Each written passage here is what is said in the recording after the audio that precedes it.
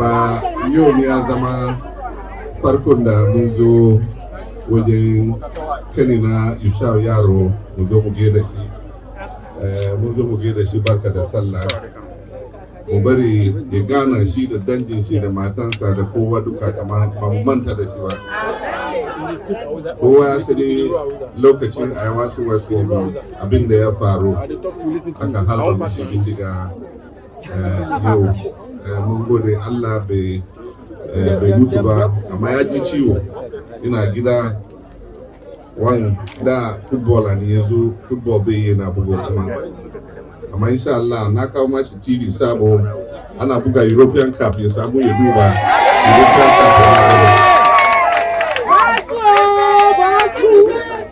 Bayan abin da ya faru a Ayawaso Electoral, President ya kafa commission na ce a duba abin da ya faru a yi investigation. Aka yi investigation aka nuna waɗanda sun yi wannan barna an ce a jakuni su hal yau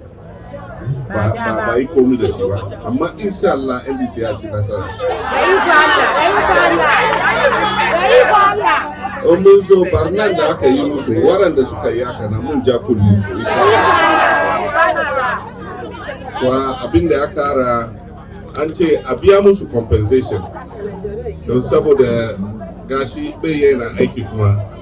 ina zaune jira na sani insha Allah NDC ta ci nasarar cikin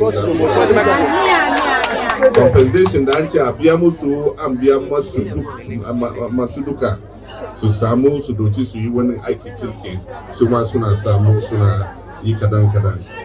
don shi yau mun zo na kawo mashi TV ya duba European Cup wa na kawo matarsa deep freezer ta sai dai ruwa kadan tana duba shi ta yi kadan tana duba shi har NDC government ya zauna don shi ba da batan lokaci ba nan yanka magana na gutun nan yanda brother na ya faɗi har yau waɗanda suka je Mecca yanzu suna komowa shekaran ga mutane biyar ba su samu sun je ba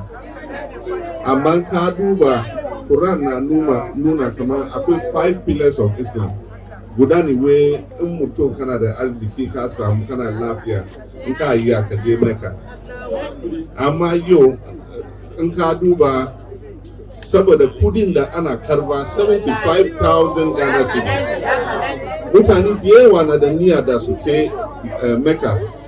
amma ba su yi saboda akwai tsada kwarai don shi na faɗi direba na faɗi kama idan NDC ya zo za mu yi abin da mun yi duka mu rage kudin na kowa ya samu jihar mu rage so da wanda ke da niyya duka yi hajj ya samu ya yi hajj waɗanda sun je kuwa mun ji kamar wurin su aikin Allah ba su yi sun komo ba Allah ji kansu Allah ba su jannatul firdaus na gode kwarai.